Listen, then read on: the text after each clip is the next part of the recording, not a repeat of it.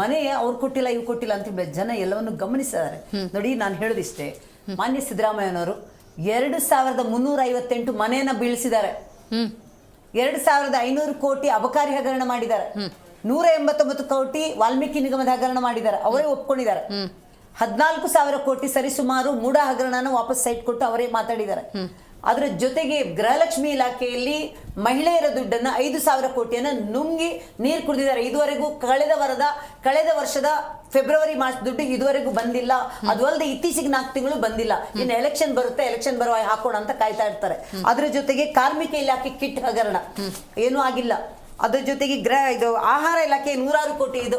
ಆಮೇಲೆ ದಲಿತರಿಗೆ ಅಂತ ಇಟ್ಟಿರುವಂತ ದಲಿತರ ಒಂದು ಏನು ಅವರ ಇಲಾಖೆಯಲ್ಲಿ ಇಟ್ಟಿರುವಂತ 25,000 ಕೋಟಿನ ಬೇರೆ ಕಡೆ ಅದನ್ನು ಯೂಸ್ ಮಾಡಿದ್ದಾರೆ. ಅದರ ಜೊತೆಗೆ ಮಹಿಳೆಯರ ಬಗ್ಗೆ ಮಾತಾಡೋದೇ ಬೇಡ. ಸುರಕ್ಷತೆ ಅನ್ನೋದು ಇಲ್ವೇ ಇಲ್ಲ.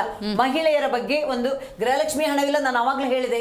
ಮಹಿಳೆಯರ ಬಗ್ಗೆ ಸುರಕ್ಷತೆ ಇಲ್ಲ, ಅಥವಾ ಮಹಿಳೆಯರ ಒಂದು ಸಬಲೀಕರಣದ ಯಾವುದೇ ಒಂದು ಕೆಲಸ ಇಲ್ಲ, ಅಥವಾ ಮಹಿಳೆಯರ ಬಗ್ಗೆ ಶಿಕ್ಷಣಕ್ಕೆ ಹೆಚ್ಚಿನ ಆದ್ಯತೆ ಇಲ್ಲ, ಮಹಿಳೆಯರ ಮೇಲೆ ದೌರ್ಜನ್ಯ ನಿಲ್ತಾನೆ ಇಲ್ಲ, ಸ್ವಯಂ ಉದ್ಯೋಗಕ್ಕೆ ಪ್ರೋತ್ಸಾಹ ಇಲ್ವೇ ಇಲ್ಲ, ವಿದ್ಯಾರ್ಥಿನಿಯರಿಗೆ ಸಮರ್ಪಕ ಹಾಸ್ಟೆಲ್ಗಳು ಇಲ್ವೇ ಇಲ್ಲ, BPL ಕಾರ್ಡ್ ರದ್ದು ಮಾಡುವ ಮೂಲಕ ಗೃಹಲಕ್ಷ್ಮಿ ಹಣಕ್ಕೆ ಕೊಕ್ಕೆ ಮಾಡ್ತಿದ್ದಾರೆ. ಇಲ್ಲಿ ನೋಡಿ, ಮಹಿಳಾ ಸಬಲೀಕರಣಕ್ಕೆ ಆದ್ಯತೆ ಇಲ್ಲ. ಅಂಗನವಾಡಿ ಆಶಾ ಕಾರ್ಯಕರ್ತರ ಬಗ್ಗೆ ನಾವು ಮಾತಾಡ್ತಾನೆ ಬರ್ತಾ ಇದೀವಿ.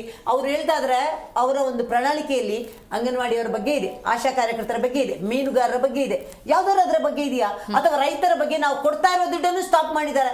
6,000 ಕೇಂದ್ರದಿಂದ ಕೊಡ್ತಾ ಇದೆ, 4,000 ನಾವು ಕರ್ನಾಟಕದಿಂದ ಕೊಡ್ತಾ, ಅದನ್ನು ಸ್ಟಾಪ್ ಮಾಡಿದ್ದಾರೆ. ಅದರ ಜೊತೆಗೆ ರೈತ ವಿದ್ಯಾರ್ಥಿ ಅಂತ ಹೇಳ ಬಡವರ ಮಕ್ಕಳಿಗೆ, ರೈತರ ಮಕ್ಕಳಿಗೆ ನಾವು ಸ್ಕಾಲರ್ಶಿಪ್ ಕೊಡ್ತಾ ಇದ್ವಿ, ಅದನ್ನು ಸ್ಟಾಪ್ ಮಾಡಿದ್ದಾರೆ.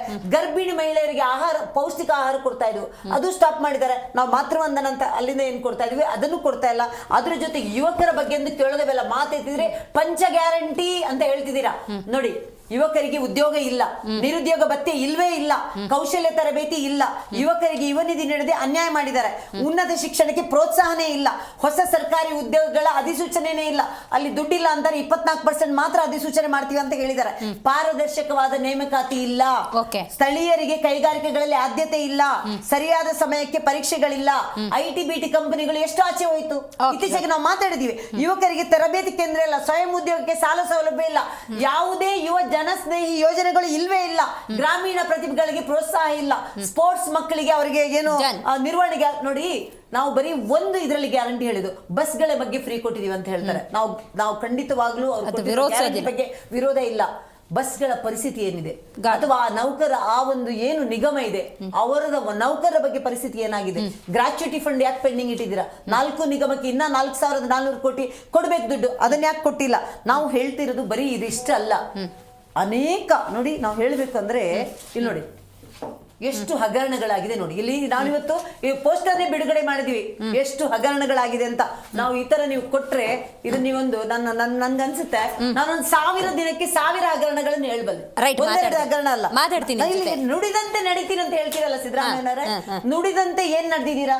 ಪೌರ ಕಾರ್ಮಿಕರ ಬಗ್ಗೆ ಏನಾದ್ರು ಮಾಡಿದಿರಾ? ಅಥವಾ ಹೆಚ್ಚುವರಿ ಶಿಕ್ಷಣ ಬಗ್ಗೆ ಏನಾದ್ರು ಮಾತಾಡಿದ್ರಾ?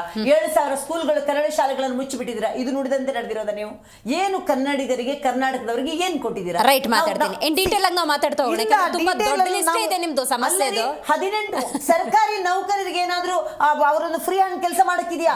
18 ಜನ ಬರ್ದ್ಬಿಟ್ಟು ಏನು ಡೆತ್ ನೋಟ್ ಬರ್ದ್ಬಿಟ್ಟು ಸತ್ರು.